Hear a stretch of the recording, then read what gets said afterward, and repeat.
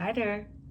Today, I'm going to tell you the secret of how AI was able to make me a better yoga instructor.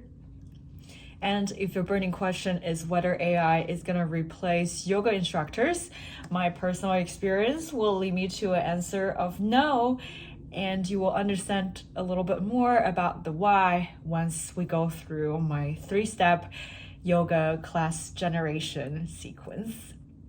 So stay tuned for more. If you have been watching my channel for a little bit, you probably have noticed that I have one specific genre of yoga tutorials, which is yoga at the intersection of AI. In those tutorials, I talk a little bit about how AI inspired me to create such and such yoga sequencing plans. So was it easy as copy and paste? I'll walk you through actually scenario by scenario how the output from all those AI chatbots were like and how I was actually finally able to generate the yoga sequencing plans for you guys so that you have some smooth and enjoyable yoga tutorials to practice with. And that the secret sauce was my 3-step yoga class generation plan. For people who have known me for a little bit, being at the intersection of AI and yoga is not very surprising. Both of them are my passions. So I'm really passionate about yoga because I love how I can spread calmness and also the health benefits by teaching other people yoga.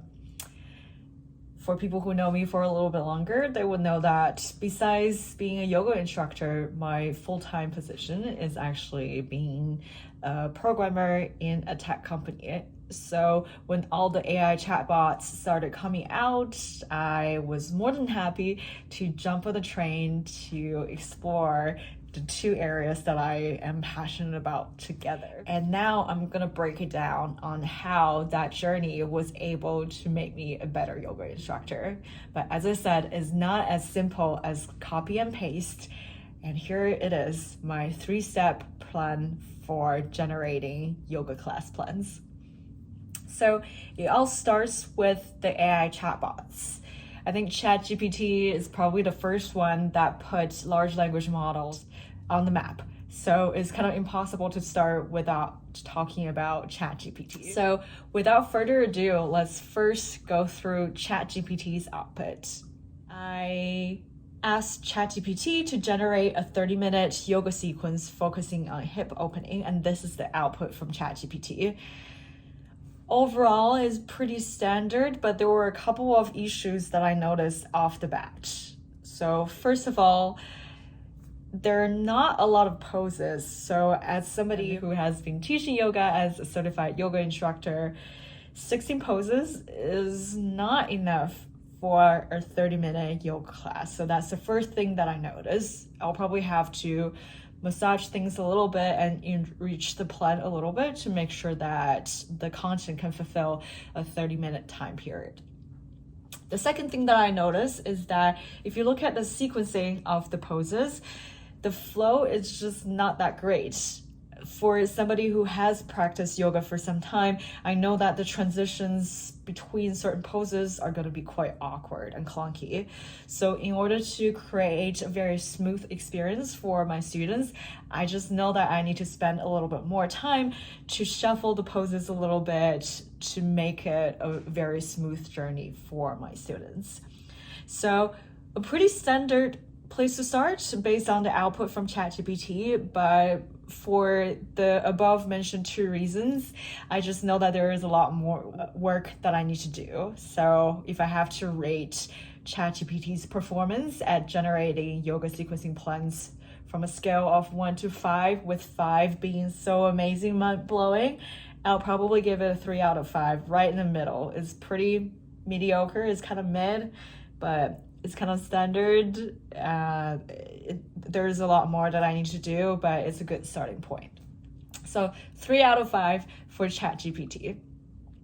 And if you're interested in checking out the output of this final yoga plan, then you can check out my video, Yoga GPT, to experience it yourself. But spoiler alert, it took a lot of time for me to go from the ChatGPT output into the final yoga plan that I generated for you. So check it out and let me know what you think. Next, I experimented with Gemini, which is Google's AI chatbot. It used to be called Bard, but recently had a rebranding.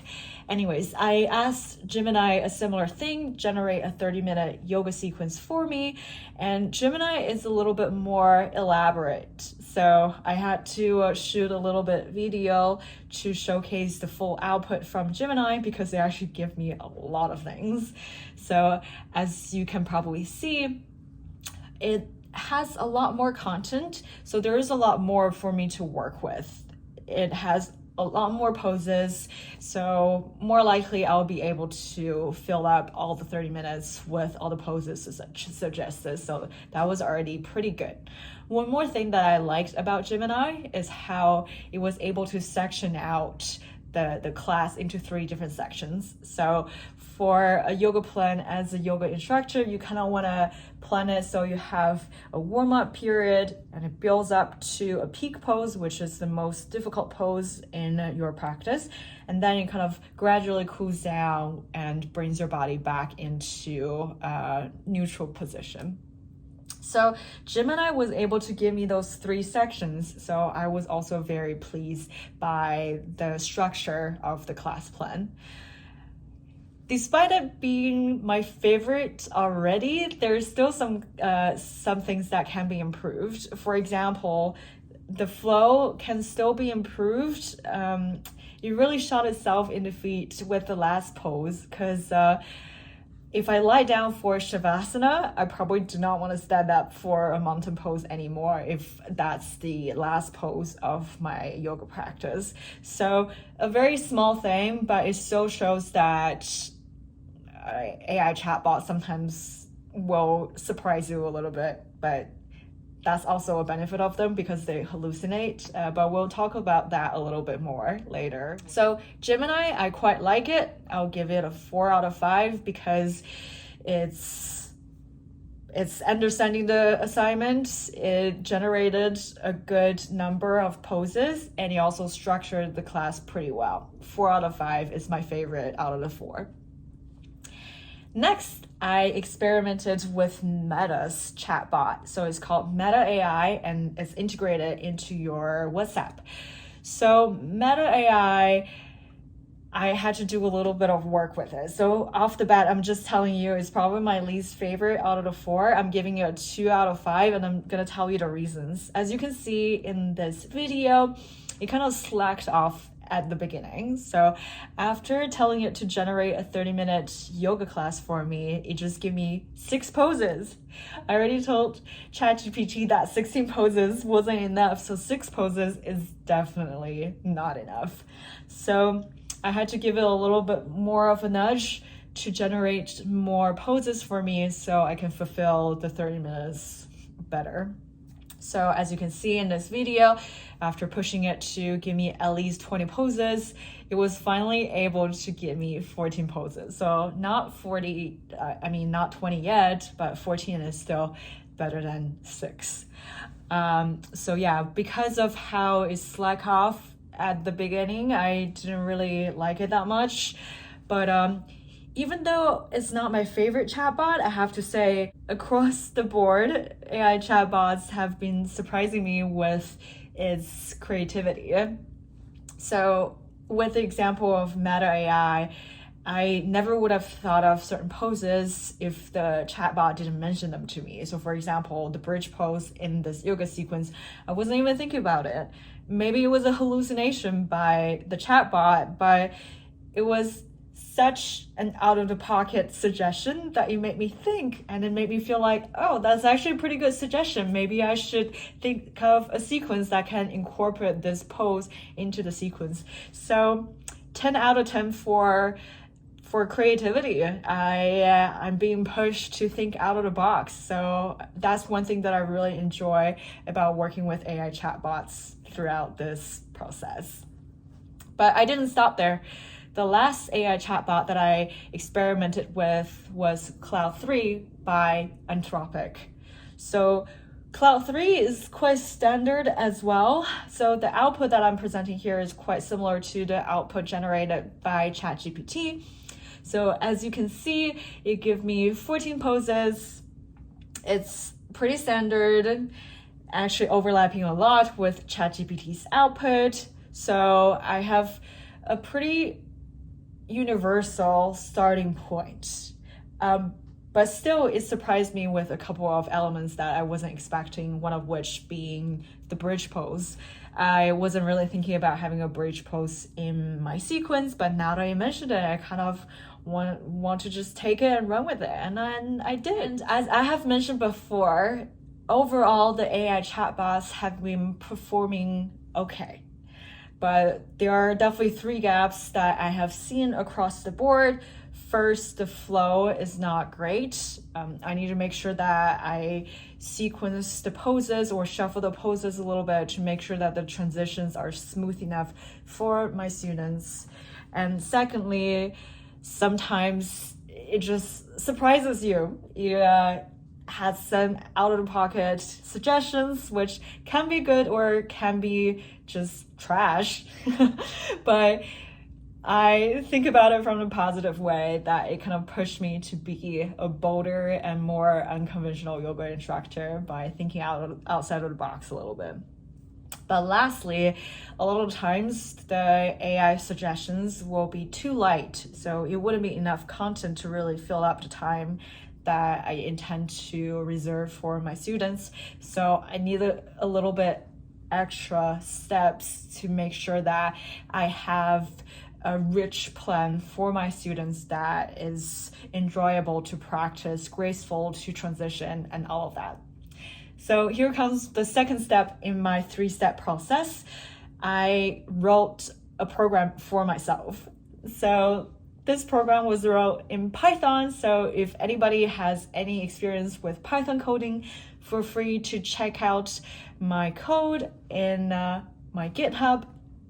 But overall, the impetus of this program is for me to generate more ideas for what poses to include for specific needs that I have in mind. So I'm going to show you one example of how I was able to use this program to generate more ideas.